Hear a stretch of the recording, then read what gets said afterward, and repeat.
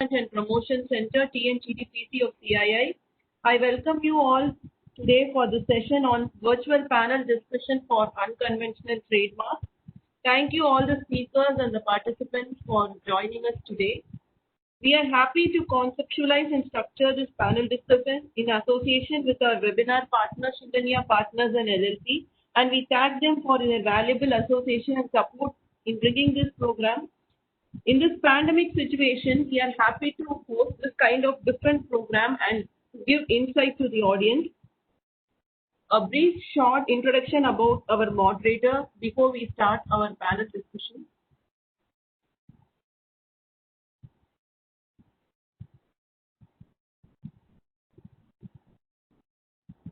Just a minute, I'm just sharing the screen.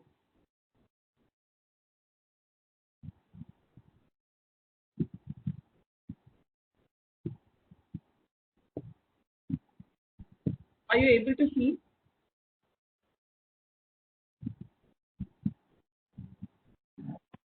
Not yet, Amrita. 1 minute. Yeah, now it is sharing.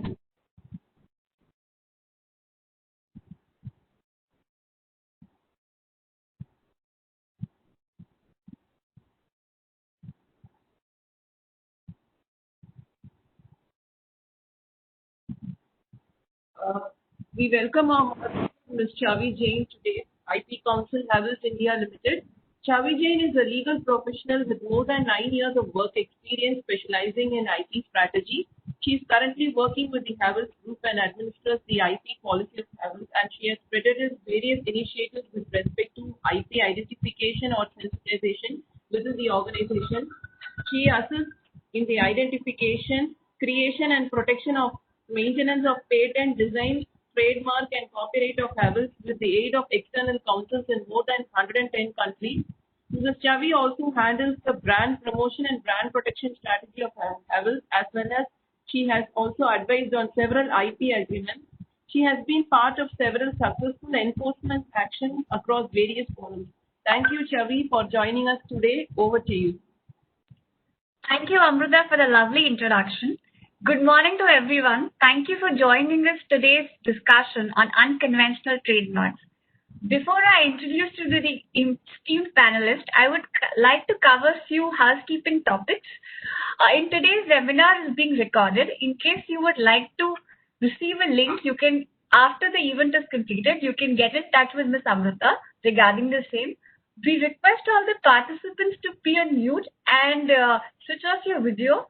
And also that we will be taking up the questions at the end. So request you to please be patient. And now I would like to take opportunity to introduce our esteemed panelists. We have with us Mr. Rajendra Mishra. Mr. Mishra is the Executive Vice President and General Counsel of the Indian Hotels Company Limited and a Director on the board of Taj Hotels and Resorts Limited. He's a member of the Indian Hotels Company Limited Executive Committee. He has a pioneer registration of image trademark of Taj Hotel and Towers, Mumbai, the first building in India to obtain such a unique and unconventional trademark. Mr. Mishra holds numerous accolades. To name a few, he has been consistently featured in GC Power list published by the Legal 500. He's also featured amongst leading general counsel in various publications. He has been honored with General Counsel of the Year Hospitality Award in 2018 by the Indian National Bar Association. He has also been honored with the ICCA Excellence Award Hospitality in 2019.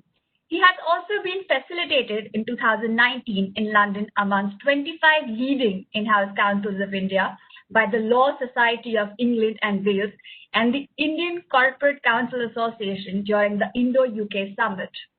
Thank you, Mr. Mishra, for giving us an opportunity to be a part of this valuable discussion on unconventional trademarks. Thank you so much, Chavi, and thank you, CII and We would now like to go on to our next panelist, Mr. Kamal Sharma. Mr. Sharma is the Brand Protection Manager for Procter & Gamble, Indian Subcontinent, and the Brand Protection Legal Counsel for P&G India, Middle East, and Africa. He's responsible for designing and implementing the company's strategy to fight counterfeit and protect P&G's product portfolio across the Indian subcontinent. Mr. Sharma has over 13 years of experience dealing with critical IPR-related issues and conflicts that are detrimental to the business and kicking off enforcement proceedings against IPR infringement and counterfeit. Mr. Sharma is also a member of the INTA Anti-Counterfeiting Subcommittee as well as Anti-Counterfeiting Subcommittee at the Indian Beauty Hygiene Association. We welcome you, Mr. Kanwal Sharma. Thank you for the introduction, Chavi. We now move on to our next brand owner, that is Ms. Nidhi Sinha. Ms. Sinha handles new initiatives, marketing, and brand protection program at Swiggy. She's an in-house counsel with over 5 years of experience in infrastructure, telecom, e-commerce industry. She has worked with companies like L&T Infrastructure Developments Private Limited, Vodafone Idea Limited in the past. Ms. Sinha also holds a master's degree in business laws from NLSIU Bangalore. Welcome aboard, Ms. Sinha. Thank you, Chavi, for the introduction, and thank you, CII, for organizing this session. We now move on to our legal practitioners. We have with us Ms. Shilpi Jha.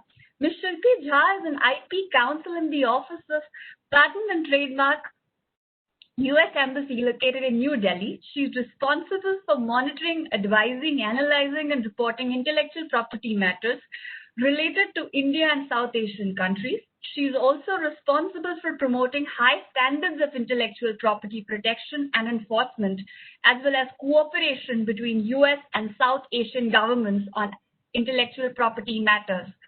She has experience of over 17 years in legal practice, business development, and public policy. Before joining the US PTO, she worked at the CII for 8 years, where she was responsible for framing, drafting policy papers, inputs, and the industry faced to the government on IPR matters. We welcome you, Ms. Shilpi Jha. Thank you, Chavi.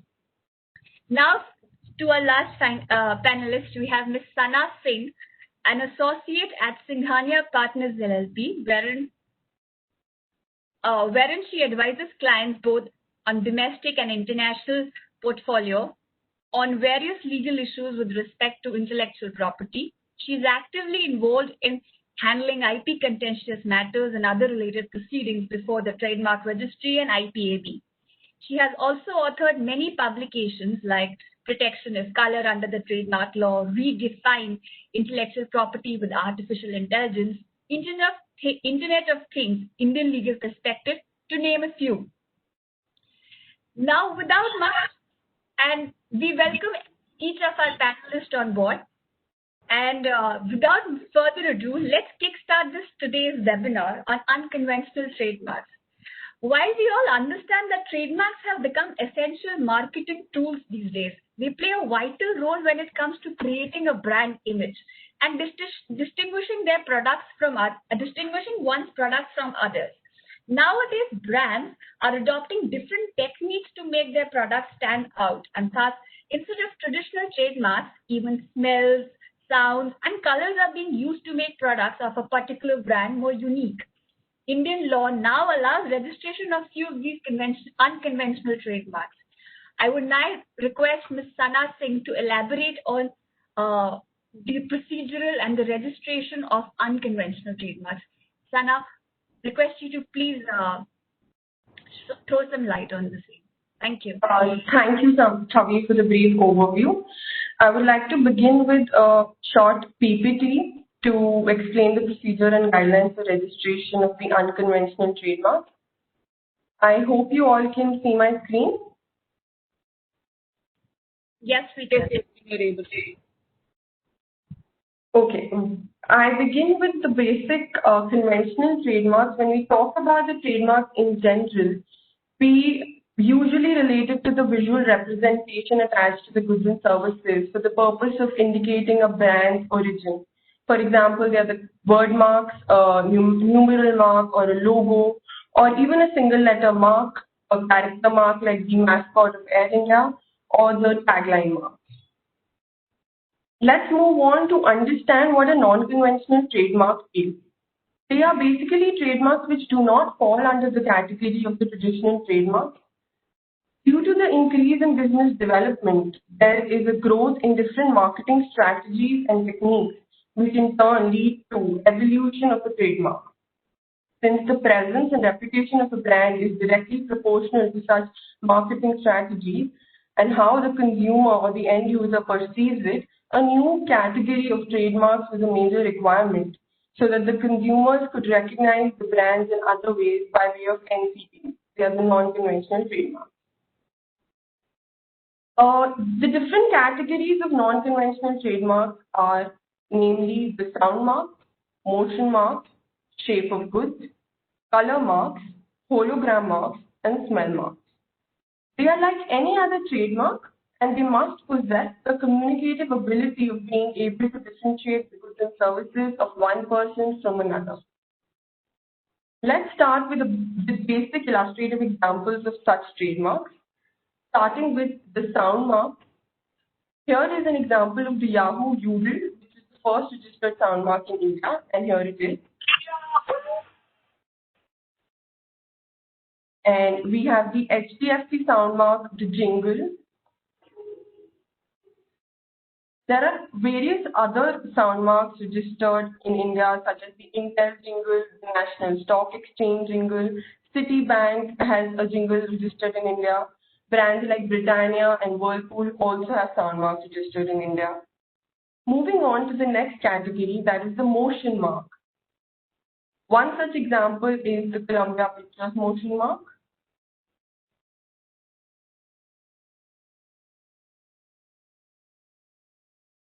Next example would be the flare animation of Vista and the well-known Nokia handshake is also registered in India as a motion mark. Moving on to the third category, that is the shape of goods. The examples are the shampoo bottle of Head and Shoulders, the Little Heart biscuit, or the shape of the car Range Rover. Shape of goods are also recognized in India, and these are all registered marks in India. The fourth category will be the color marks. The famous color mark of John Deere tractors, the yellow and green color combination, is a registered trademark in India. We have a single color trademark registered in India of Victorinox, the different shade of red which is used on the product. The last two categories of trademarks is the hologram marks and smell marks, which are less recognized in India. In the US, American Express registered the hologram visible on their cards, credit cards. Smell marks like the tennis ball company, which has a smell mark registered in EU, which state that the smell of freshly cut grass is a smell mark recognized with the ball. The Play-Doh smell mark is also a registered mark. Moving on to the procedural compliances of the trademark in situations NCT. First, we need to understand what is the basic criteria for registering a trademark. First is the graphical representation. Second criteria will be distinguishing, it should be capable of distinguishing the goods and services, and it should be distinctive in nature. A non-conventional trademark is like any other trademark as it fulfills the essential features, but the reason they are non-conventional is often because there is a difficulty in registering them. The serious barrier here being the graphical representation of such marks. A trademark needs to be graphically represented so that it's capable of being put in the physical form within the register of trademark. Let's begin with the sound marks and the way they are registered. In the case of Yahoo, National Stock Exchange jingle, or the Nokia jingle, as you see, the representation of sound marks is done in a manner with musical notes, so that it is recorded in the register in this manner. It is represented by series of musical notes with or without alphabets.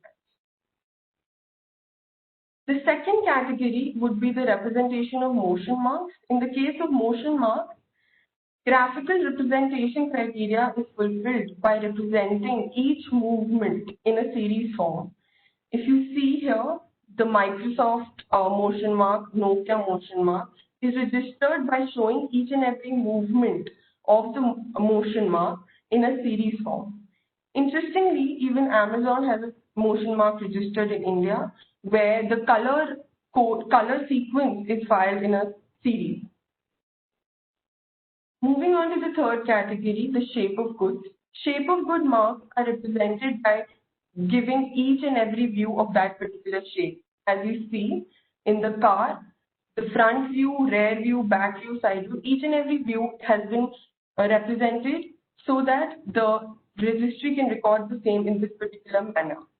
The Little Hearts biscuit and the Head and Shoulders shampoo bottle is also represented similarly. Moving on to color marks. The definition of trademarks provides for a combination of colors or any other combination thereof. The graphical representation prerequisite is easier to provide in color marks, but the second criteria, that is the distinctive character of a color mark, needs to be well demonstrated.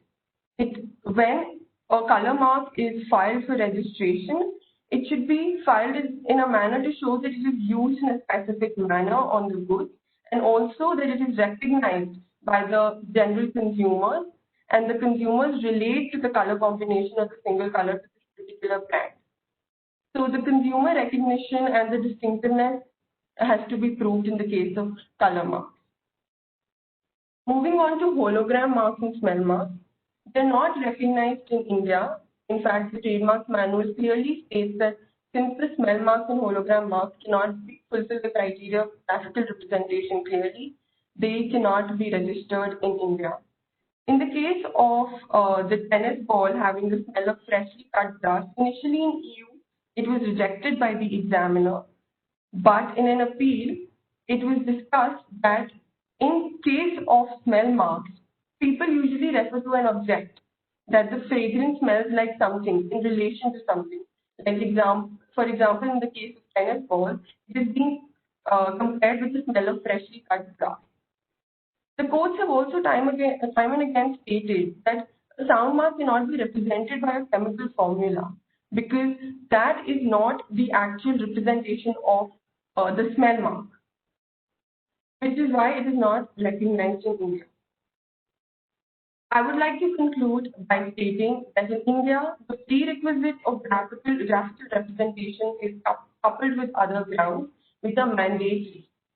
Trademarks which are not prima facie capable of distinguishing can be only registered if evidence is submitted to substantiate the acquired distinctive character. Thank you. Over to you, Chavi. Thank you, Sana, for a wonderful information regarding the registration of the unconventional trademarks. I was also wondering if you could share some thoughts on what are the practical difficulties regarding the registration which are registrable in India. What are the practical challenges you face at the registry level regarding these unconventional trademarks? Thank you for the question, Chavi. See, the issue of representing trademarks graphically is a biggest issue. Even though the manuals are very clear when we talk about shape marks, sound marks, motion marks. Well-known trademarks have their way easy because to prove the distinctiveness of such marks and to prove it to the examiner is also not difficult because as an examiner also he is well aware of those brands. But considering if it's a startup or a new brand which is upcoming, for them it's very difficult to prove the distinctiveness related to the brand because the consumers do not associate with those unconventional trademarks related to the newer brands. Secondly, I also feel, specifically in the case of motion marks or sound marks, when it's represented graphically, the Section 11 objection, which is with regards to similarity of an existing trademark, the comparison is a difficult issue. For example, if a mark is accepted also at the registry level, for third parties after advertisement to actually see if any similar mark is being filed and to oppose it, that's a difficulty barrier that I feel should have some clarity from the registry's end. Thank you so much, Sana, for throwing some light. I would now request Ms. Shilpi Jha to throw some light on the unconventional trademarks and the perspective and her perspective and the law around it. I welcome you, Shilpi.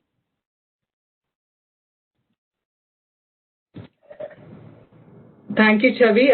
Amrita, can you share my presentation?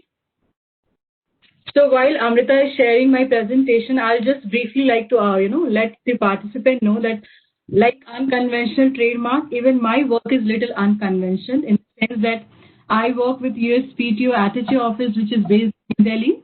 And our work, unlike what IP office is supposed to do, which is filing trademark, copyright, or patent, we don't do that. What we are doing is that we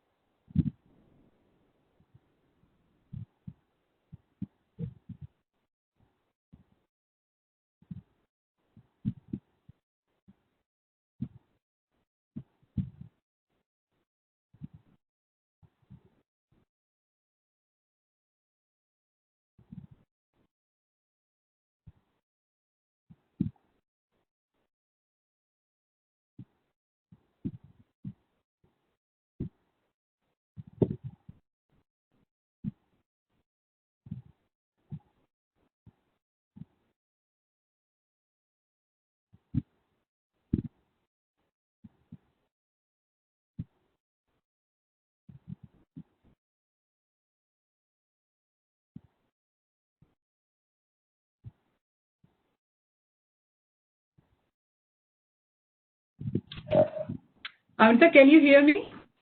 Hello. I'm able to hear you, Shilpi. Actually, your bandwidth is very low. That's why it got stuck up. You're able to see the screen now? Yeah, now I can see. Okay.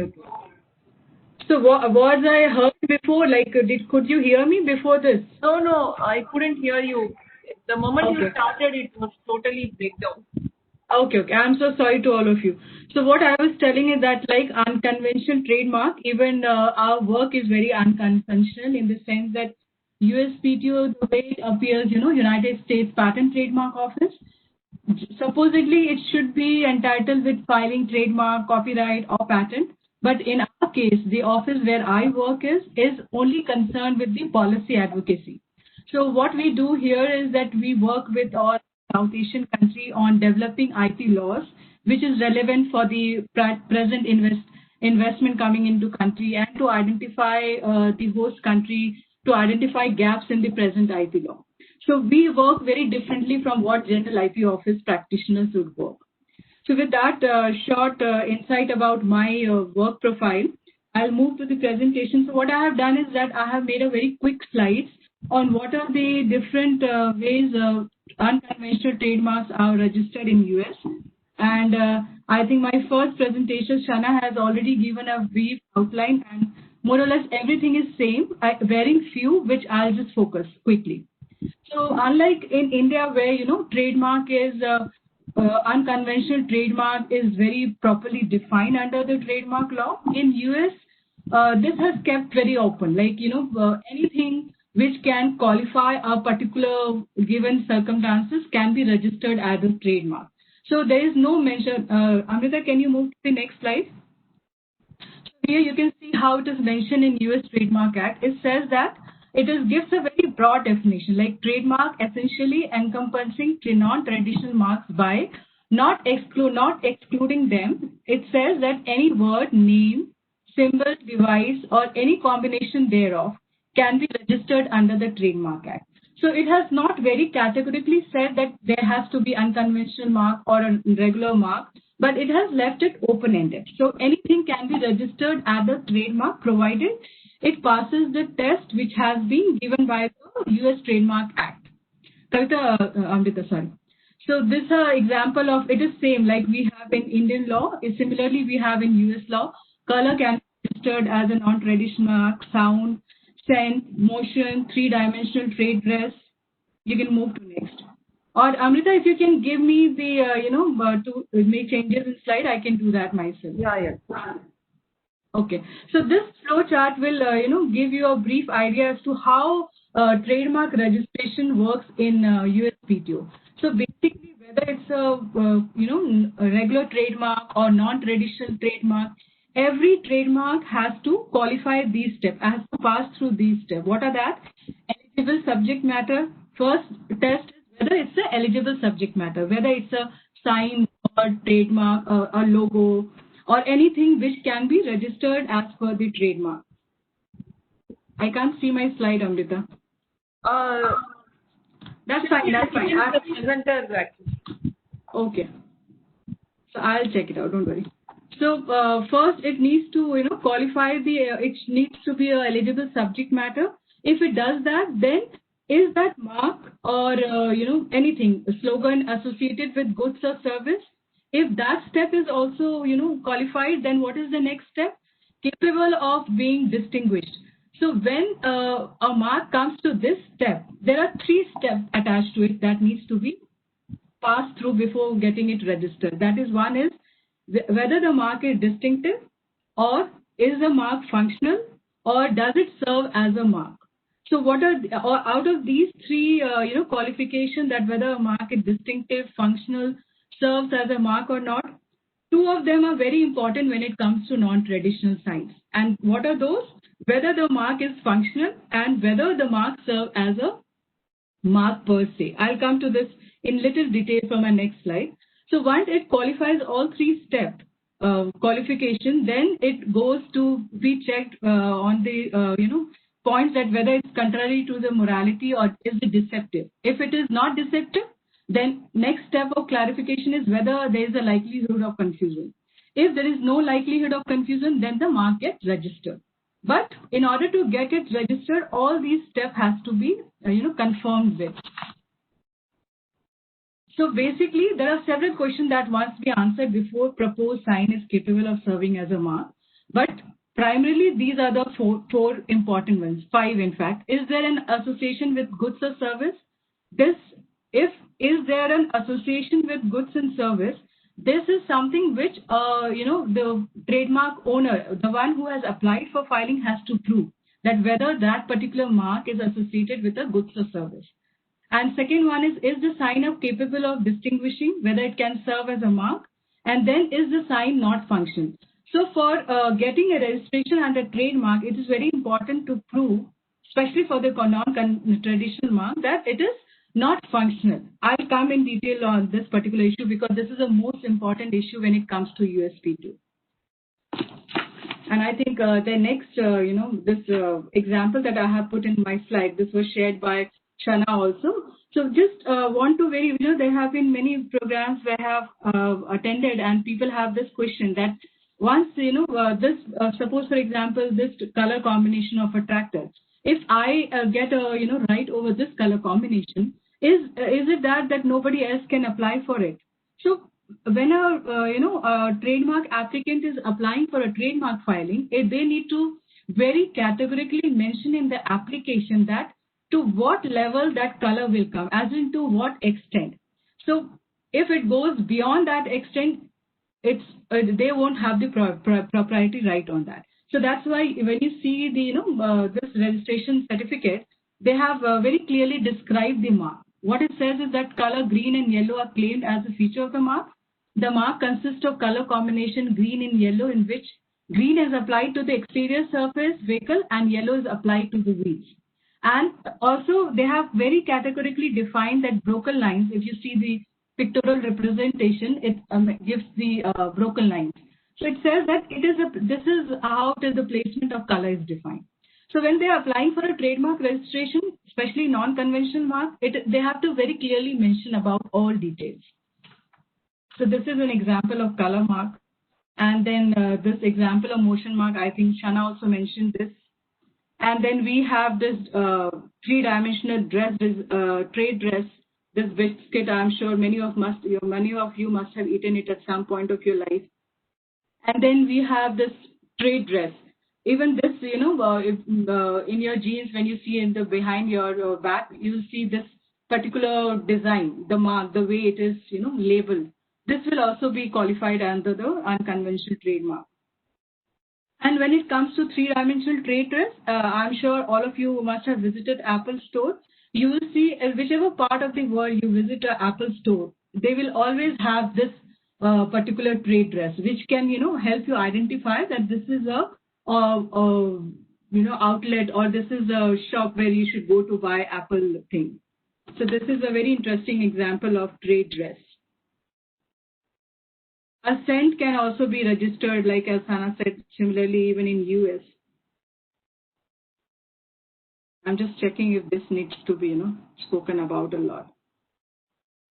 So for all unconventional trademark, there is a requirement of putting a drawing. However, for sound mark, this can be done away with until if the mark comprises of musical words or notes that needs to be put in a drawing form. But generally, sound marks, don't need to have a drawing requirement. So the sound mark must be inherently distinctive, or applicant must demonstrate that sound mark has acquired distinctiveness, and sound mark is not just functional. So this functionality aspect is very important, which I'll come to. This is the example of Yahoo and Times Warner's sound mark. Now I'll come to some of the interesting procedural considerations. So examination of sound mark is little different in the sense that for sound mark, you don't need to put the drawings, but content of the application becomes very important. It is not same as any other unconventional trademark. For example, it should have the name of the applicant, address of the applicant, identification of goods and services, and drawing only if there is a note or a song write-up that needs to be reproduced as a drawing.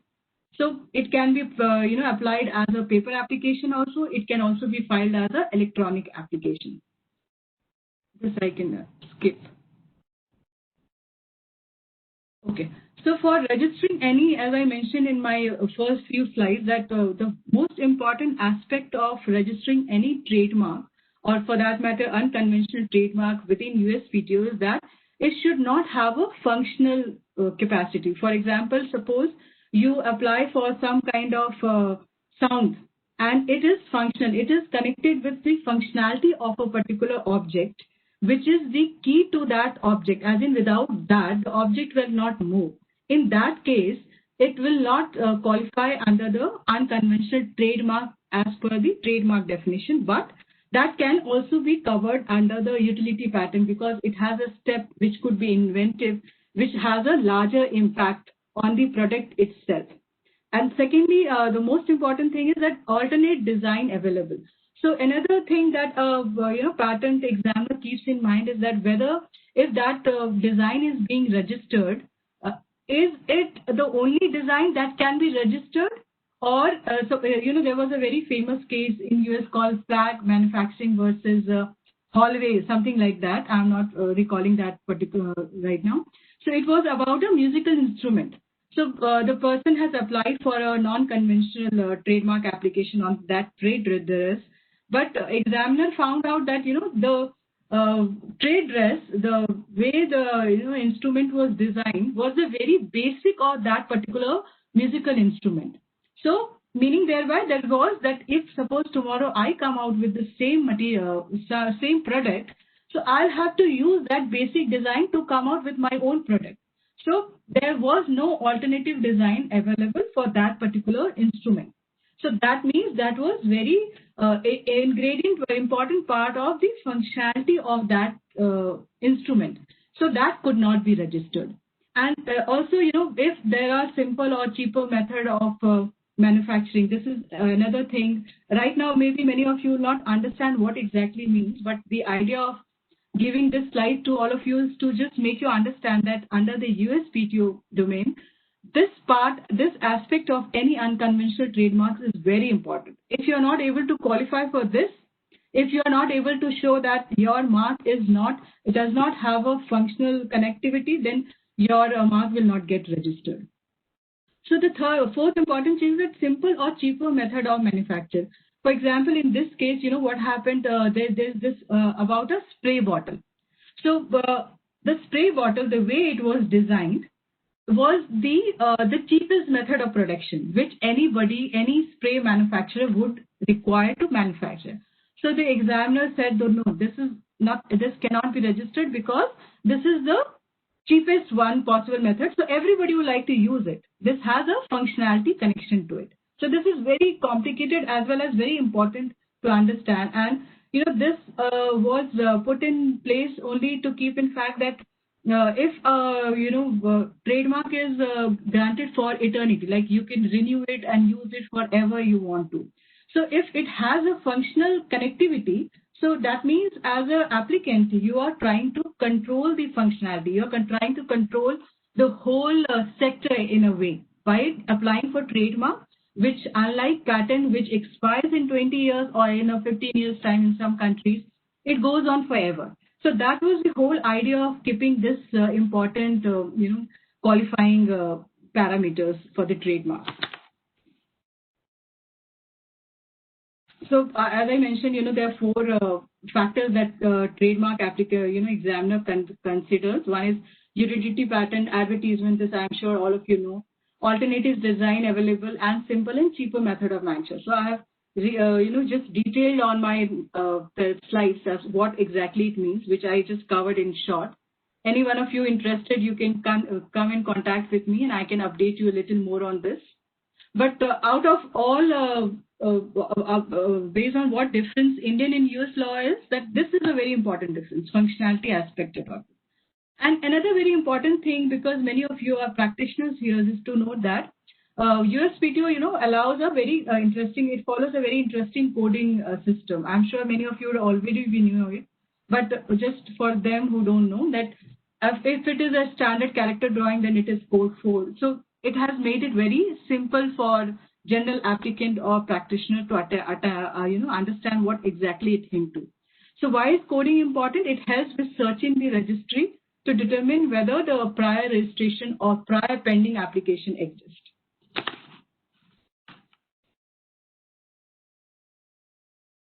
So this, the first slide which I had given about the flow chart illustrating how USPTO evaluates registrability. This is for the non-traditional and other non-traditional mark, like functionality and serves as a mark. These two aspects, the capable of distinguishing is very important.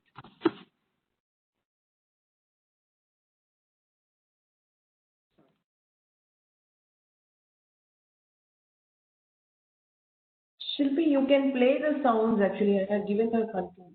Okay, I'll just take that one. Yeah. So this is just a summary of what all our non-traditional marks should be having. It should have a drawing description of the mark. Association of goods and services should be shown very clearly, distinctive, non-functional, and no likelihood of confusion with the prior right registration. And what types can be registered is 3D, color, hologram, motion, and these I think it's all same as we have in Indian law. So I'll just give you an example of some of the sound mark that has been registered. Have you shared that with me, Amrita? Shavi, you Sorry, Shilpi, you just click on that link, it will go to that web page, and I think if you click it, it will play. Okay. I don't know. I'm having difficulty finding it. Okay. So can you see my? It is blank. It is black. Yeah. Okay. If You you or otherwise share the screen. you share it and then I'll pay it. You can give it to me. So that last and final slide from my side is generally just to let you know what unlike in India where there are only couple of marks which have been registered, in US we have obviously many non-conventional, non-traditional marks which has been registered. In fact, if any one of you have interest, you can go to this website uspto.gov where you can see all registered marks and in fact all those applied also. You're able to see? Yeah, I can able to see. Maybe if I'm taking too much of time, then we can stop it here and this we can share to all the participants later. So this, I'm sure all of you can see this on the desktop, and this is a website where all these are sound marks which you can play and check what kind of sound mark is already registered with USPTO, just in case you want to register the similar mark for yourself. I think we'll let it be, Amrita. It's taking too much of time. Okay, then shall I stop it here? Yeah, stop it. Thank you so much, Shilpi, for the Thank you, Shana. comprehensive, overview of how registration works in USPTO, and also telling us that it's an easy, accessible way of how we can reach and look at the kind of marks which have been registered and applied for in terms of sound marks at the USPTO. And to understand that how the process works. I think it's very, very crystallized in terms of coding and everything. It's very simplified in US. And like I think Sana in her presentation mentioned that, I think that kind of clarity in the Indian perspective, I think we do not have that kind of streamlining. But I think within US, I think USPTO does offer that kind of clarity over unconventional trademarks. With that, I think I would now like to call our brand owners. We have 3 brand owners within the panelists. Wherein I would like to, ask that what do you think that is the need of the hour to introduce unconventional trademarks in the businesses in the first place? Do you think that usually trademarks are taken as names and logos?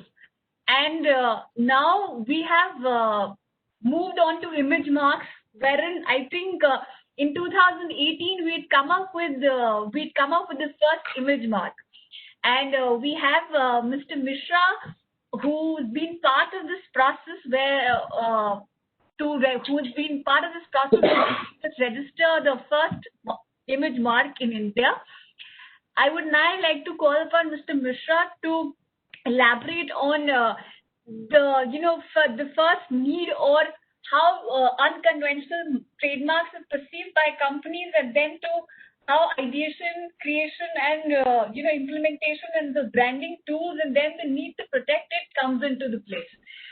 Thank you, Mr. Mishra. Thank you, Shari. Thank you so much. And thank you, Shilpi and Sana, for giving us a background on the legal provisions under which these registrations could be done. Let me just try and demystify things a bit. What is a trademark? And why do we need unconventional trademarks? And how can we do that? So if you look at the trademarks law, I think like Sana explained, trademark is any mark, so any mark, which is capable of being graphically represented, the second element. The third element is that it is capable of distinguishing the goods and services of one person from that of another. So 3 elements. A trademark is any mark. A trademark should be capable of being graphically represented, and a trademark should be capable of distinguishing the goods and services of one person from another. what is this any mark? Now, when you see the definition of any mark or definition of mark in the trademarks law, it is an inclusive definition, and that's a very, very important element for us to keep in mind. The definition says that mark includes any device, any brand name, logo, etc., etc. Obviously, therefore, anything under the sun could be a mark. And it could become registrable as a trademark provided you can graphically represent it and provided it can distinguish the goods and services of one from another. I think that's a very, very important element for us to keep in mind, because a trademark is not just a brand name or a logo. You know, the Maharaja logo of Air India, we all know of that. We all know of brand names such as Taj and any of the others, Nokia or Sony, for example. But trademark is not just that. Trademark could actually be much, much more, and that is the important part in our minds that we need to open to say, actually, I could register many more things as a trademark. But why do I need to do that? And that is where I think certain important things we could keep in our mind. So let me tell you, in our childhood, we have grown up with Doordarshan, because today with cable television networks, there's a lot of entertainment channels available. But those of you on this panel or amongst the audience who have seen Doordarshan, do you recall the Doordarshan tune? You know, when I refer to that, you will immediately associate what I am talking about. And even if I don't play the graphics in front of you, but if the tune plays, you will immediately associate that with Doordarshan. And that is the power of sound distinguishing one channel from another. No matter, you have hundreds of channels today, but that singular tune could associate and immediately connect your mind to, oh, this is the Doordarshan channel which is playing. So that is the power of an unconventional trademark. Let me give you another example. We all have heard about the brand name Dove. Dove is a personal care brand of Unilever, quite famous worldwide. And I specifically talk about Dove soap. Now, Millward Brown conducted a study of Dove soaps in the USA. And you know what they came up with? What they associated, what the consumer associates, what they found was that $63 million of revenue, annual US revenue of Dove soaps, was on account of the smell of the product. For the consumer who was using the product, it gave him a sense of relaxation, a sense of value, and a calm feeling. $63 million US. Again, touch, $34 million US. And sight, the shape, etc., the ease of handling, $14 million US. So those are the type of numbers that we are talking about in respect of one particular product. Obviously, therefore, this emphasizes the fact that the intellectual property may not just be the brand name. It could be much more than the brand name. It could be much more than the brand logo. And the law, as we have seen and I mentioned earlier, gives us that protection. So therefore, there is a need to keep that eye open to say that if there are other elements which are giving me as a business a stream of revenue and are important for the consumer, then how could I protect them? But why do I need to protect them? See, in today's age, quality is no longer a distinguishing factor amongst competitors. I think we need to realize that.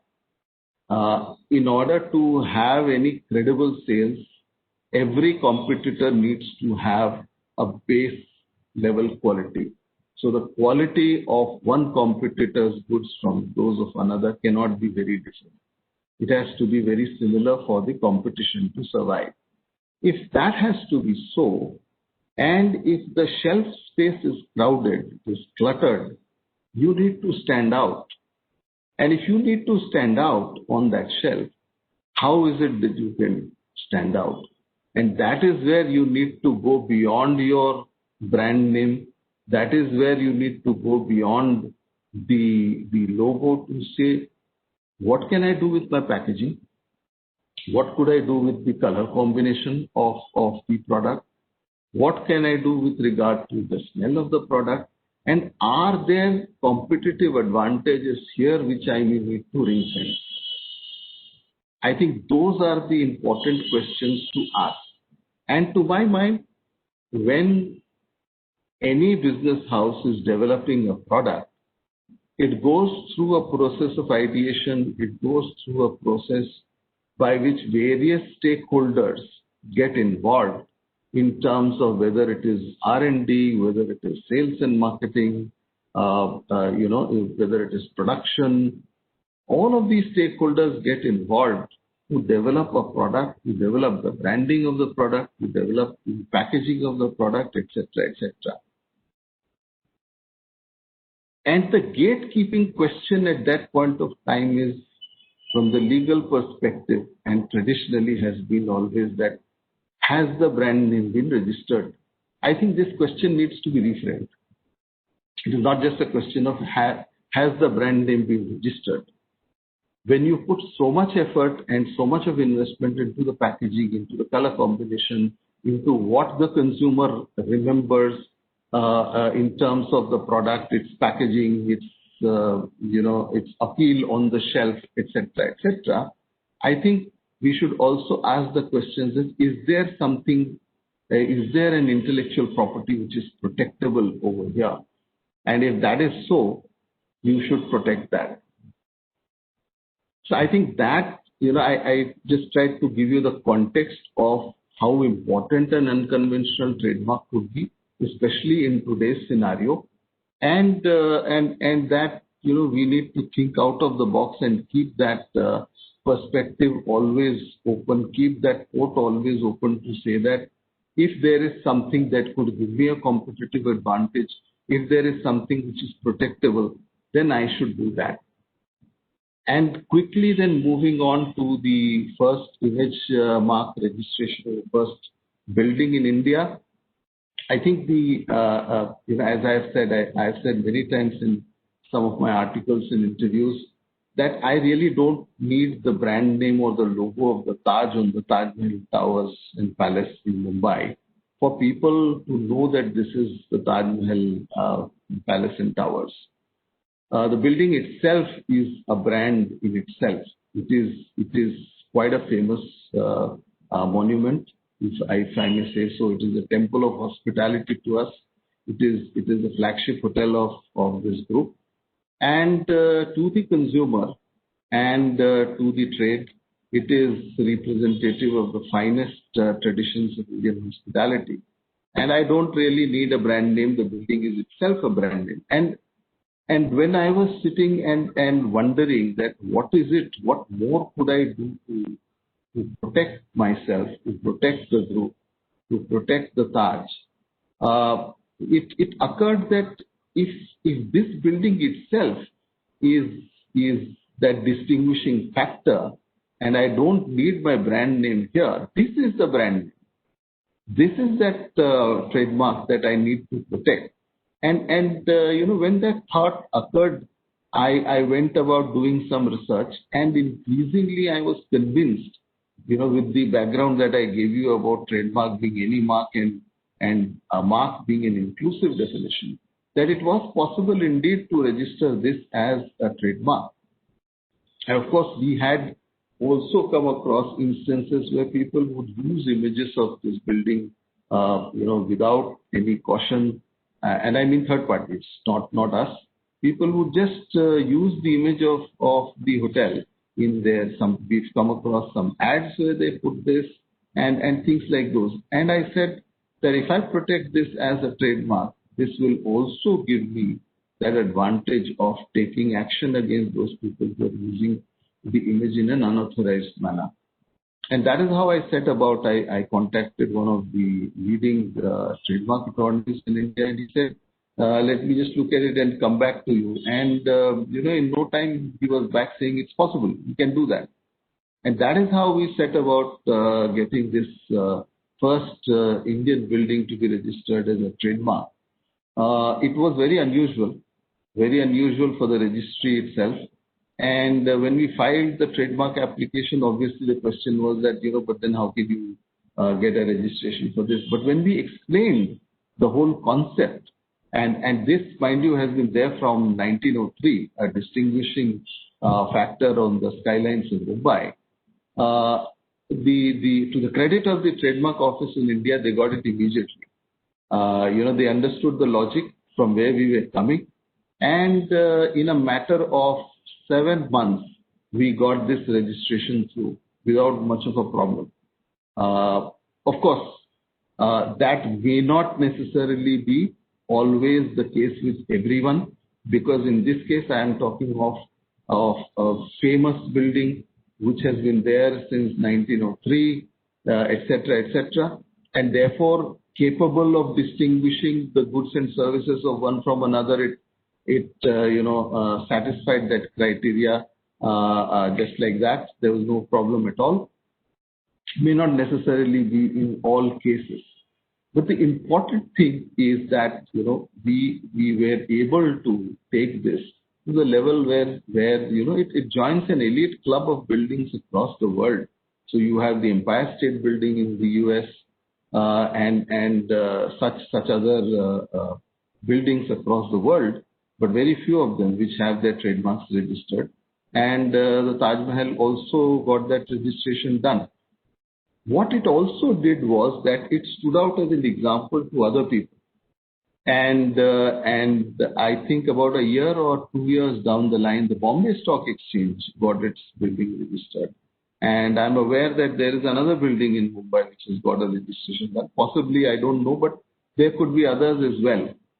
I think net, the important message here is to think out of the box, to keep that port open, to say that is there something which I could register beyond only the logo, beyond only the brand name, and then to go about it in a passionate manner.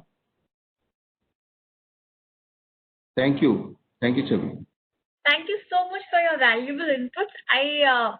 I thoroughly enjoyed the experience behind the first image mark. I think it makes a lot of, I can totally relate to that, being a brand owner myself, that, there are a lot of things we need to think out of the box to stand out. Because we are in the electronic business. So in order to stand out, there has to be something as a branding tool you need to use, which is different from the others to stand out. And on that note, I would like to now call upon Mr. Kamal Sharma to also share his thoughts on how his company, Procter & Gamble, conceives the ideation creation. And as Mr. Mishra pointed out, that how companies have started investing in these out-of-the-box trademarks. I would also like him to share his thoughts on that and the challenges faced in companies regarding maybe the enforcement of these companies as well. Over to you, Mr. Sharma. Thank you, Chavi. Mr. Mishra has given a lot, insightful and very meaningful comments on the topic. See, Procter & Gamble, as you probably guessed, it's known as one of the biggest marketeers in the world, one of the biggest branding companies. So from my perspective, otherwise from my understanding, see, unconventional trademarks help in a way to reach out to consumers who cannot, or maybe it's difficult for them to have a visual perception of a trademark. Maybe uneducated or less educated consumers. So unconventional trademarks are one of the ways to reach out to them. And basically they encourage to develop new and innovative ways of branding, particularly because trademarks are the biggest tool for branding. And that's how I perceive unconventional trademarks to be. Uh, so when it comes to the challenges towards enforcing the trademarks, unconventional trademarks, uh, you know, it is definitely a very big challenge, especially when it comes to uh, a criminal enforcement against an infringer who is falsifying a 3D shape mark or a 2D shape mark and applying it to his products. And again, there is a big chunk of consumers who recognize the product not because of the trademark written on it, but because of the shape of the probably the container in which it is sold. Uh, there it is a big challenge in terms of enforcement. Now, I mean, um, on account of the requirement of graphical representation, we still have to have smell and taste marks, etc., which have to be registered in India. But if I talk about the first lot of unconventional trademarks, which were like 3D marks and 2D marks, this is a biggest challenge in terms of enforcement when it comes to a right holder.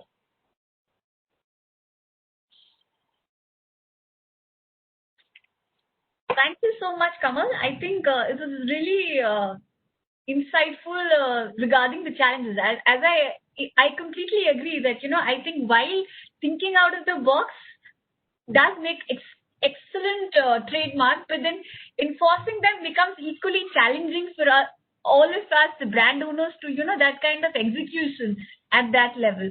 Also, I wanted to know, how does PNG perceive, like how as a brand owner do you perceive these, or do you ideate in terms of, or do you feel the need to go out, like apart from the general trademarks and or the conventional trademarks, how as a business do you perceive these unconventional trademarks to actually file for it, apply for it, and move around and move around this and kind of invest in it in terms of that?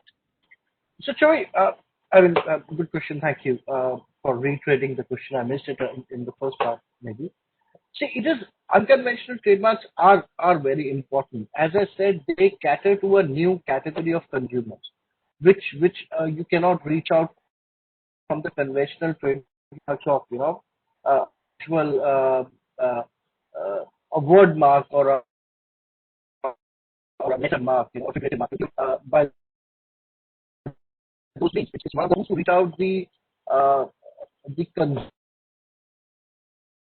consumers which uh, are not capable of perception, as in they stand to recognize that trademark forever or for a very long time, or they cannot even see the mark, as I said.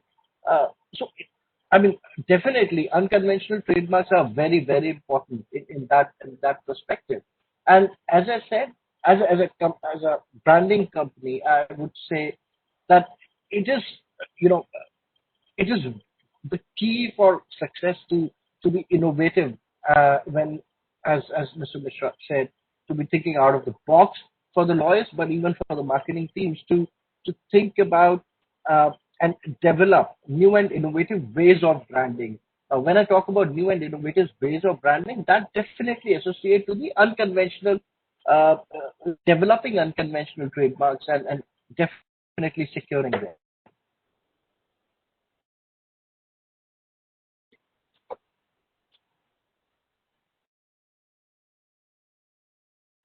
Thank you so much, Mr. Sharma. I think that was my answer.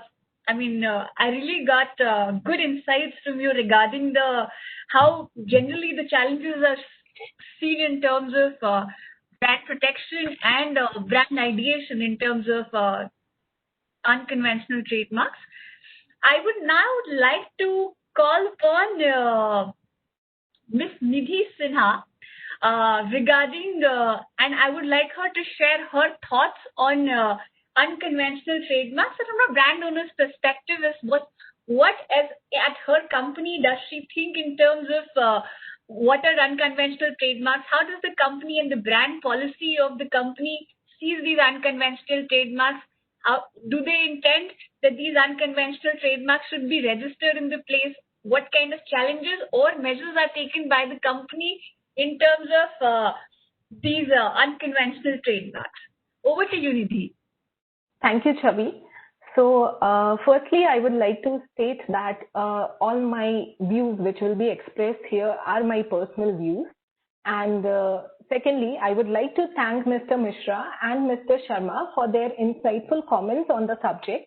And I would like to fully concur with them with respect to the need and importance of unconventional trademarks for a company. So I would like to state here, rather reiterate, that as per me, this visual perception of a brand is not the only criteria for the public to associate with a particular brand. And there are more aspects than a brand name or a visual signs which can be felt or touched. And if those aspects helps a company to outshine in the market against its competitors, those aspects need to be protected. So here I feel the unconventional trademarks play as important role as that of the traditional trademarks, because they not only provide or enhances the brand value of the company, but also helps the company to reach a wider segment of the society. And it also incentivizes the stakeholders in the company to create or to develop new and innovative ways of marketing tools and branding techniques. As Mr. Mishra rightly pointed out, that there are various stakeholders in the company who invest so much of their time, energies, and costs in developing the new marketing strategies in the current scenario of increased competition in the market. And all the energies and the efforts which have been put into in developing those strategies, they must bear the fruits of those investments. And that is why there is a very great need of protecting the unconventional trademarks, because they serve as a very important marketing tool in today's scenario. And therefore, I believe if these unconventional trademarks are not protected in a manner or in a fashion like that of the traditional trademarks, what consequences a company can face is similar to that of the traditional trademark. For example, it may lead to various kind of, or it may expose the company to several brand abuses and dilution of the goodwill of the brand. So if I take example of Swiggy, the color combination which is used in the logo of Swiggy, that is white and orange, is now very widely perceived as by the customers as associating it with Swiggy, because the packaging materials which are used are of similar color combinations.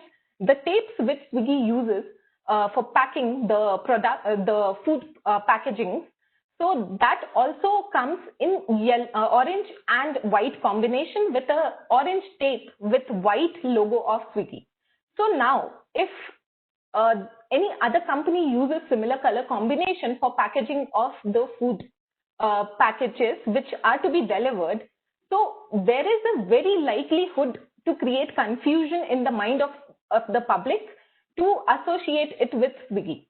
So here I feel is very important how these unconventional trademarks create a perception of your company in the mind of the public, and which needs to be protected. So coming to the challenges, I would like to give a perspective from of a new company, or say a startup. For example, if a company is just 5 or 6 years old, so as Sana rightly pointed out in her presentation, that for startups, it becomes even more difficult to exert their rights on the unconventional trademark. Because as we discussed in the earlier presentations and discussions, that for a trademark to be protected, it has to serve three main elements, or the essential elements. That is, it has to be a mark.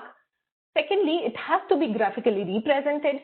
And thirdly, it has to have acquired a distinctiveness or secondary meaning, which is capable of distinguishing the goods and products or services of one person from that of another. So one important factor which I have come across, which the courts take into consideration while establishing that this mark has acquired distinctiveness and which is capable of distinguishing the products or services of one person from that of another, is continued use of such marks over a long period of time. If I take example of color combination, which I gave in the example of Swiggy, so it can be graphically, of course it's a mark, it can be graphically represented, so it fulfills two criteria. But what about the third criteria, the third element? So the problem is here to establish continuous use over a very long period of time is one factor where the startup faces very strong challenge here, because what happens, we don't know what is this long period of time, and it is not defined. It is subject to interpretation of the codes. So when a company itself is just 5 years old or 6 years old, how will they be able to establish the long period of time usage is one big challenge which I think a startup or a new company may face. And then coming to the challenges with regard to enforcement, as per my view, one biggest challenge would be to monitor infringements in case of unconventional trademarks. When it comes to visual marks, still people can monitor infringements, because it is easily visible in the market. You can monitor it over internet, over various websites, over marketplaces, or also in the physical space and physical market. But when it comes to monitoring infringement of non-visual signs, say the smell or the taste, it becomes very difficult what mechanism can be utilized to monitor those infringements is one big question here, because as of now, I don't see such mechanism, and I feel only the company, when they are being notified of such infringements, can come to know about infringement. And I would love to know if other panelist members have a view on this. So that could be one major challenge when it comes to the enforcement. And I would also like to touch upon another point, if not only the trademark protection. For example, if you take the example of jingles, which has a verbal description to it. If you say example of ICICI's jingle, which is Dhinchik Dhinchik, so can we also have copyright protection for that, so that similar lyrics or similar words cannot be used by any other company or any other person, so that we have adequate protection in terms of trademarks as well as other intellectual property rights. So thank you. Over to you, Chavi. Thanks, Nidhi. That was very, very insightful in terms of how you want that, sometimes as brand owners, we're very conscious on, how to best protect our intellectual property. So not only by trademarks, but copyrights, we would want the maximum protection, because there is reasonable investment in terms of, branding which goes into the market. I think all of us as brand owners know that, the kind of budget we have for these branding tools, and in order to best protect it, we take up the maximum protection level. So thank you so much for explaining to us regarding those, the kind of investment and the kind of IPs we need to deal with. And of course, regarding the lack of mechanism which we have in terms of monitoring and protecting these unconventional trademarks, because lately it's been the case that the mechanism to understand, just to say that, as you rightly pointed out, that, in case somebody is using a similar trade dress as a Swiggy, then, and when to spot that out in probably in terms of motion, marks and everything becomes extremely difficult, because these are all very scattered. In terms of digital content, I think it becomes extremely difficult for everyone to kind of spot this. So we need to kind of develop something or invest more sources in terms of these things to get a little more streamlined. Thank you so much. And I would now also request Mr.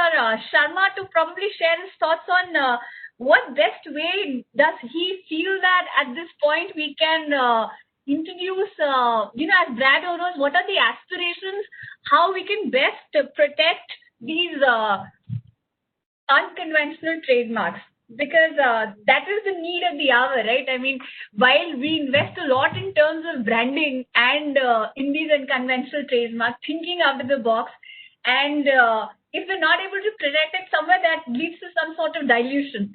So what is, how do we, as a brand owner, perceive what kind of measures should be taken up so that we can address this situation?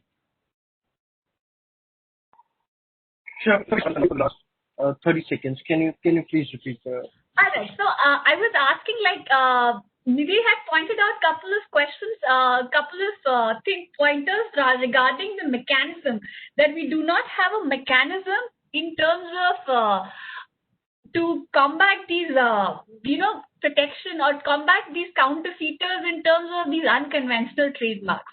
I also want to understand that as Procter & Gamble, or as one of the largest and fastest growing FMCG, what do you perceive that what kind of mechanisms should be in place to, kind of protect these unconventional trademarks? Because of course, as of now, we are looking at when we invest in these resources, we also want to protect in the best possible way. So what do you think idealistically should be the best way forward to, have something in place? So, Joey, I would like to say to that our Trademarks Act actually provides us protection. The provisions which are present in the Act are quite broad in terms of giving the protection to the right holders. It's just about, what strategy to adopt will purely depend upon case to case. It would be decided on case to case basis. For example, as she said, in case of a trade dress, identical trade dress, now if the trade dress is registered, there may be a possibility to conduct a criminal enforcement action. However, specifically for untraditional trademarks, civil action or reaching out to a civil court is usually the best approach, as I see to it. Broadly, because of a couple of things, it is very difficult sometimes to explain these things to enforcement agencies as compared to what a honorable judge sitting on a dais. So it is definitely easier to explain the process to the court and how it tantamounts to infringement. See, as compared to traditional trademarks, where it's somebody has copied your logo in toto, or probably a part a deceptively similar logo. In cases of untraditional trademarks, it becomes a bit difficult. It could be a different shade of the color, which maybe is a new color combination altogether, or it could be a bit of change in the shape of the bottle, for example, maybe change in the shape of the cap or one particular part of the bottle, which is very difficult then to reach out to enforcement agencies to get the relief. And I think that is why I said that reaching out to a civil court is the right way of seeking a remedy. Now, definitely you can club it with other remedies which are available, in terms of getting an Anton-Miller order, appointment of local commissioner, etc., and also enhance the effect of the enforcement action by way of seizure of the infringing products.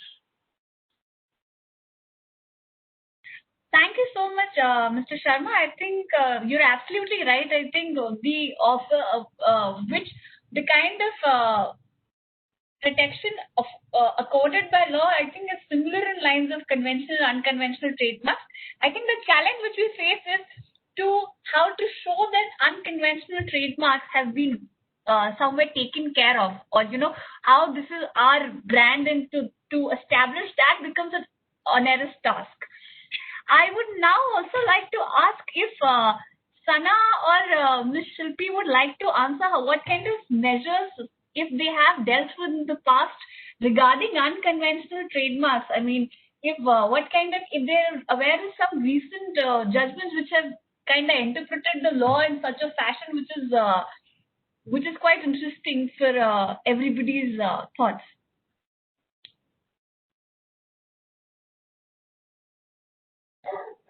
See, from the US side, there has not been anything new which has really changed the way the law has been drafted or the way law has been tried.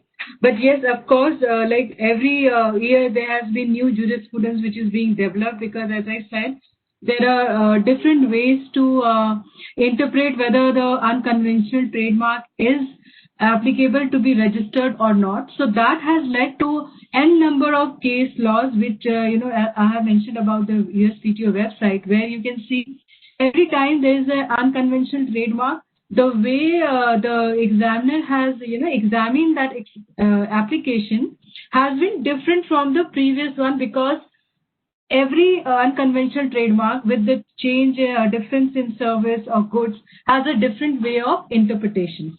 So the jurisprudence on unconventional trademark is evolving every time.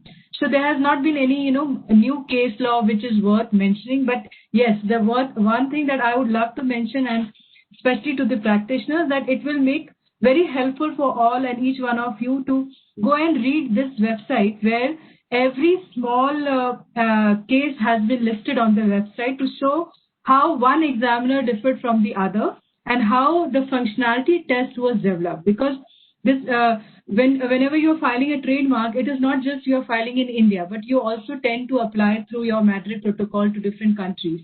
So it will make very helpful for all of you to understand how it works in USPTO. So that's the short note I like to say, because as such, law-wise, there has been nothing new that needs worth mentioning. Thank you so much, Shilpi. Sana, would you like to add something to that? Yeah, thank you, Chavi. I would also like to mention the 2018 case of Fish and Louboutin with respect to the red sole of their heel. By the Delhi High Court, it was refused since the red color on the heel was a single color mark and they could not prove the recognition in the Indian market. So that is why the courts have interpreted it in a manner that distinctiveness with respect to single color marks is a very difficult point to prove. So, and also they had discussed a bit that when the application for the single color mark was applied, it was shown on the heel and it was merely a functionality feature rather than a distinctive feature. There has been a judgment which also talked about the infringing of red sole. But since it is not recognized or registered in India, the brand could not actually deal with the said issue. Thank you, Sana. I would now like to formally thank all our participants for the question. Could I add to that? Absolutely, sir. Okay. Sorry, I just thought I'll add a couple of things in terms of the enforcement. To my knowledge, I think there are a few instances. So someone was mentioning about the John Deere tractors, and Delhi High Court had a case where John Deere was able to obtain a temporary injunction against somebody else who was using a similar green and yellow combination for their tractors. Similarly, I am aware that Moët Hennessy Champagne was able to get a protection in respect of their yellow-orange color panel for their champagne, or Zippo lighters, for example, were able to enforce their, the shape mark which they had registered. There was something else also. Yeah, Louis Vuitton. Louis Vuitton, for example, the particular design on their, the surface pattern on their handbags, they were able to enforce that against a party in India. And again, this was the Delhi High Court. So yes, there have been instances where people have been able to enforce their rights. There are, of course, challenges. But I think we need to be cognizant of the fact that the jurisprudence on unconventional trademarks is developing, and therefore it may be a bit unfair to compare it with conventional trademarks where the jurisprudence has developed over decades. But I think the protection agencies, the enforcement agencies, courts, as well as right holders are increasingly becoming aware of unconventional trademarks and the need to protect them. And they are really, doing things to enforce them.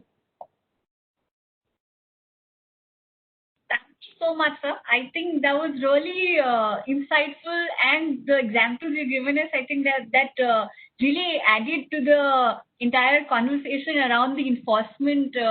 And you're absolutely right, because it's in its nascent stage. I think it's be a little unfair to compare it to the conventional set of trademarks, which have been there for a longer time. And to end that, I think I would now like to take up some questions which the audience have directed. Mr. Mishra, one question which has come from the audience, Ms. Sharbani Roth, is apart from protecting the facade of the building as a separate brand, how does the company intend in monetizing Taj Mahal trademark? Will they be licensing it to the interested parties? Would they be charging royalty, etc.? So I think, in order to rephrase, I think what she's asking is that whether the intention of monetizing trademark Taj Mahal per se, and in case a licensing is an option in those cases, and in case it is, then would you be charging, or would the company be charging royalty? So a very interesting and pertinent question, which has been asked by somebody. It is not that we intend on licensing. The intent, of course, was protection.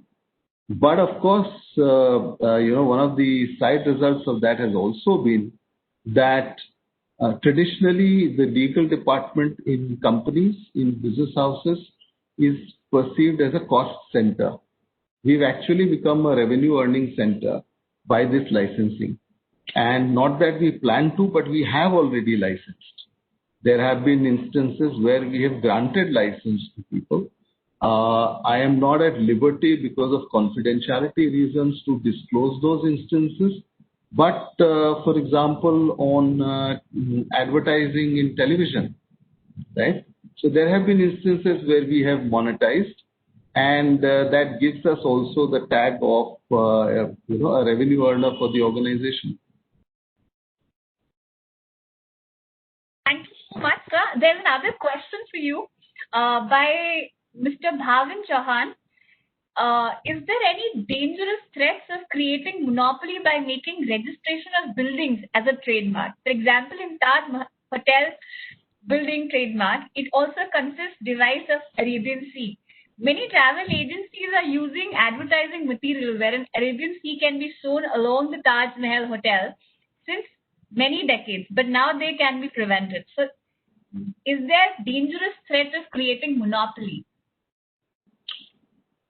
When we talk of intellectual property, we've got to be cognizant that intellectual property right protection and competition law are always at loggerheads. The mere fact that you grant a trademark protection or a patent protection itself means that you create a monopoly.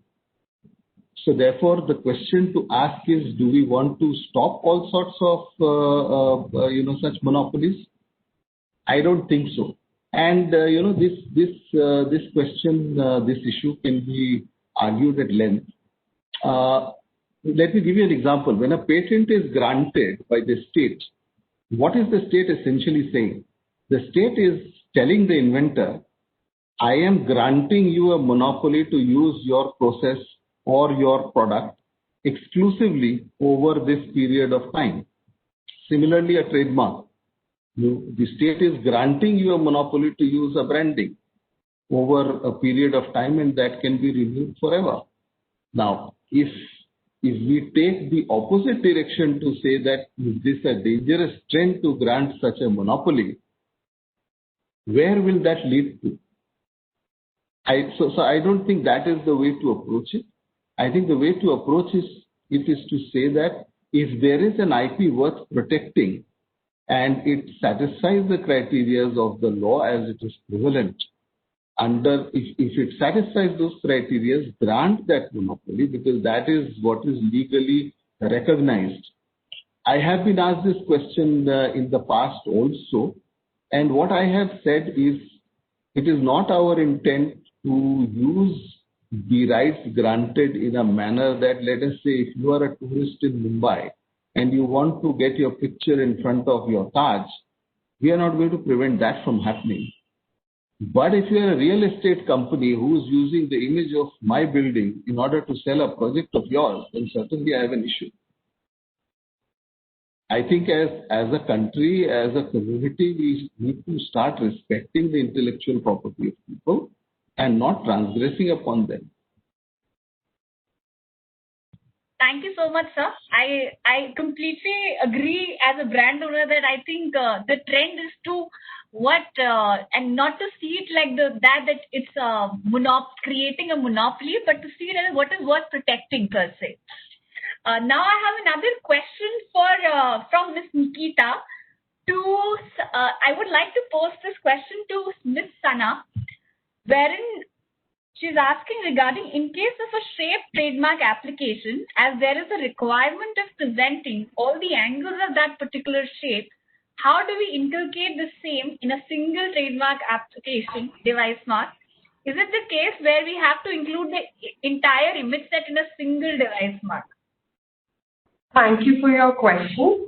Like I had mentioned in the PPT and shown the illustration, all the views, the rear view, front view is combined in a single form and submitted in a single application, because it's with respect to a particular shape having different views.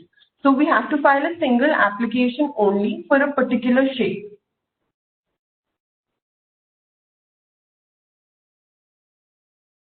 Thank you, Sana. Do we have any other questions? Or do any of the panelists have any other questions for another panelist?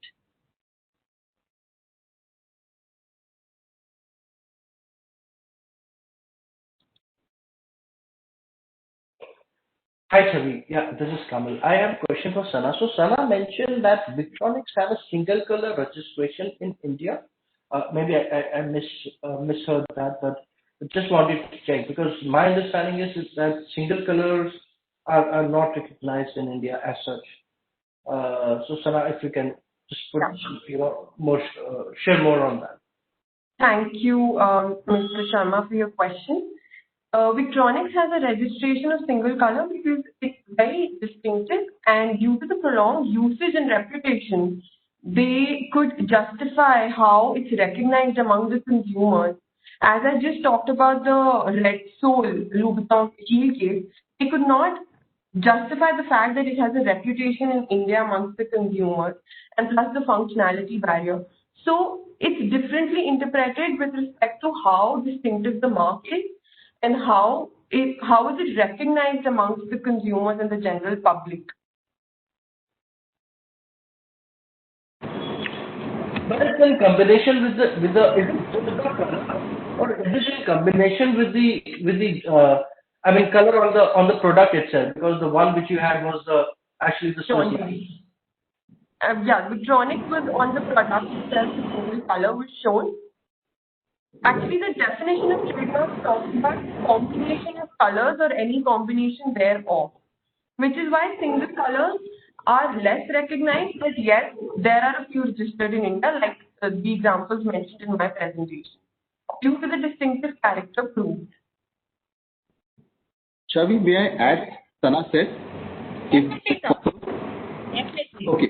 Okay. So, see, the definition of trademark uses the expression combination of colors, and therefore what strikes you immediately is that a combination of colors is possible to be registered as a trademark.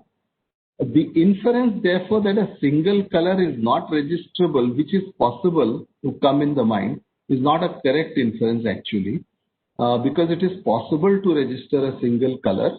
In fact, the trademarks manual which Sana referred to actually says that a single color can be registered, though it is difficult. But in fact, I have an extract in front of me, and if I can read it out, it says a single color may be registrable as a trademark if it is very unusual and peculiar in a trade and is recognized by traders and consumers alike that it serves as a badge of origin for that class of goods.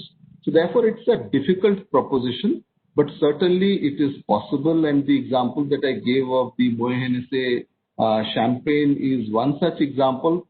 Or Sana can check this also. To my mind, the Christian Louboutin case went on further, and actually they could get an enforcement for the red sole shoes. So even that was an instance of a single color.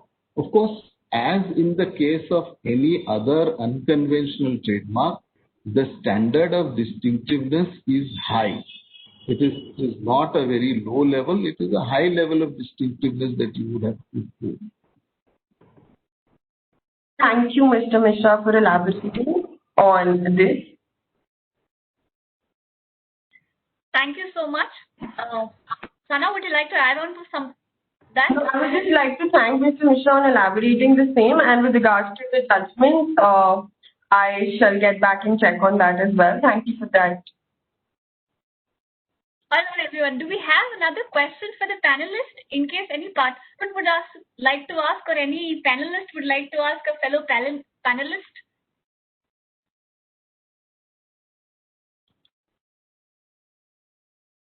If I may ask the panelists. Definitely, sir. And my question would be addressed to the panelists who are the brand owners. And my question would be that as members of the legal team, as the in-house counsel, what are we doing to push the case of unconventional trademarks? Because obviously, as if I am a sales and marketing person or R&D, the last thought in my mind would obviously be brand protection in terms of unconventional trademarks. But as a legal person, I would be aware that certain protection is possible. And within the organization, what is it that we do to push that case?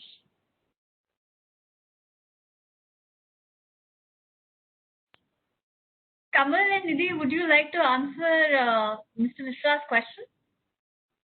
Yes, Chavi. Thank you for the question, Mr. Mishra.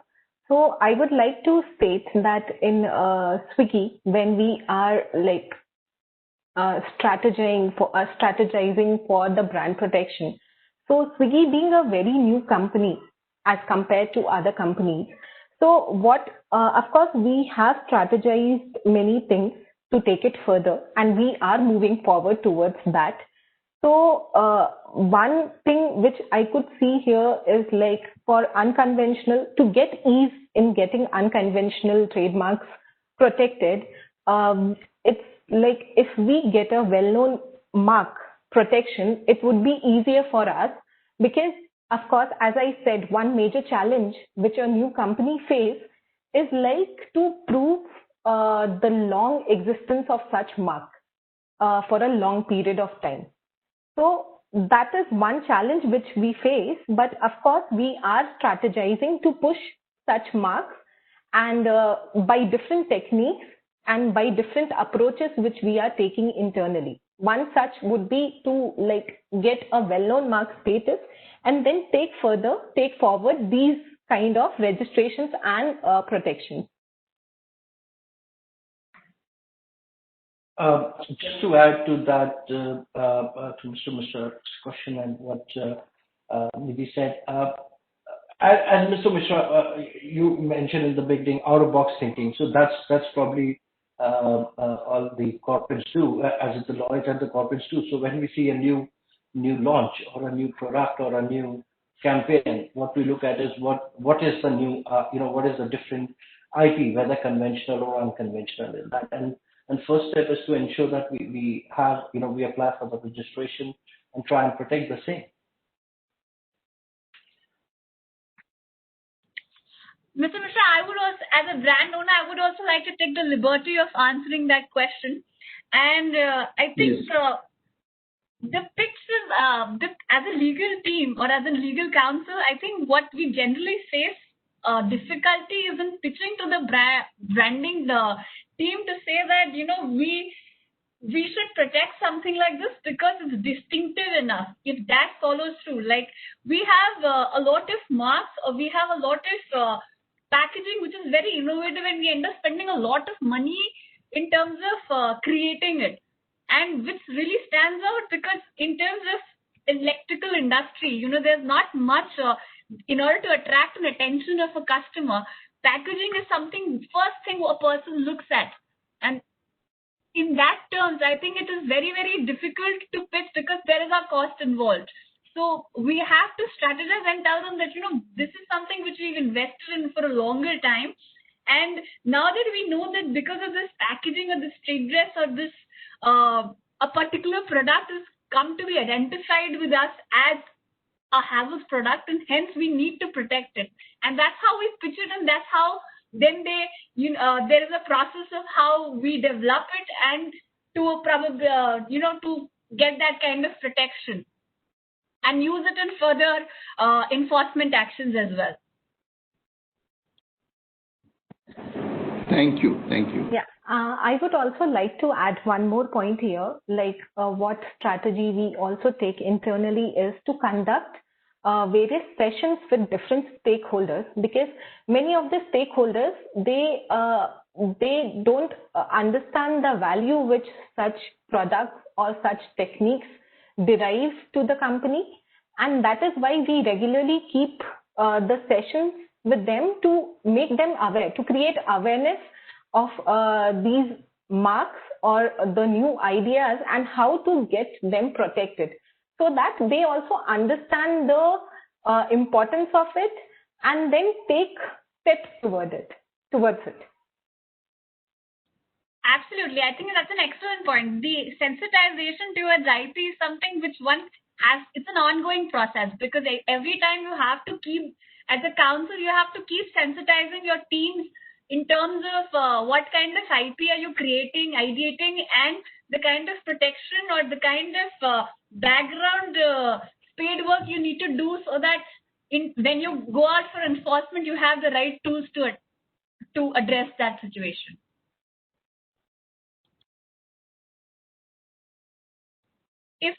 Do we have any other questions? Hi, Chavi. This is Shilpi this side. I had just one question to the brand owners. Can I ask? Do we have time? Yeah, we have about 5 minutes. Okay. So this is for all the brand owners. So as I mentioned to you that USPTO, per se we don't do filing and all, but we look more into the policy aspect. So I wanted to understand from each one of you, like, is there a strategy or is there some kind of policy, company policy, where you also do, due diligence of neighboring country and do filing in all the neighboring country in and around India? Is there a policy that all trademark that you file in India needs to be filed in the neighboring countries as well? Or do you see that is an important aspect that your company gives a lot of weightage to? Any one of you can, answer if you have that kind of policy, because with my policy interaction with government of the neighboring country, I have realized that many of the brand owners in India, they are not very active in the neighboring countries, and which is very important in today's scenario, especially with e-commerce coming in place. May I start with the answer? Definitely, sir. So yes, we do have a policy. Not just that, we also have presence in many of the neighboring countries. We are present in Sri Lanka and in Bhutan, Nepal. So we do have a practice that when we look at a trademark, we look at it in the perspective of the region. That having been said, I think it is more in respect of those trademarks which we kind of intend to also use abroad in other countries, and not necessarily for all hotel names. So, hotel names could be unique for the respective locations. But say if I have let us say a House of Ming, a restaurant, and I may wish to have that also, let's say in Sri Lanka, In that event, I would go for a regional registration also. So unless you plan to expand in Sri Lanka, you don't invest in filing IPs in those countries, right? Not necessarily. Okay. So not as a protectionist measures like protection from any counterfeiting or infringement. Not from that perspective. No. Okay.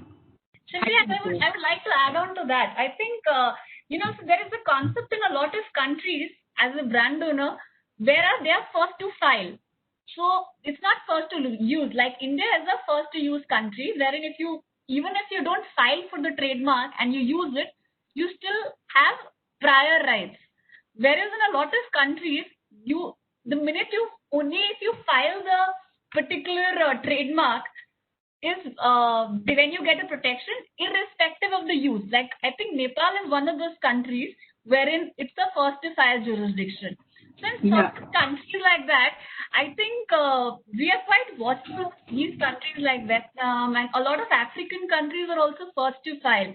So wherein you have to safeguard yourself, because somewhat what happens transpires that even because we also export in number of countries, sometimes it happens that there are a lot of counterfeiting actions in these countries, and the fact is if somebody else has applied, despite us using it in that particular territory or exporting, we're not able to protect ourselves. So in order to get out of that situation, we generally end up identifying those first to file countries, and definitely make sure, irrespective of the business, that we have those trademark registrations in our kitties, because we don't want anybody else to file for our trademarks. Okay. Thanks, Chavi.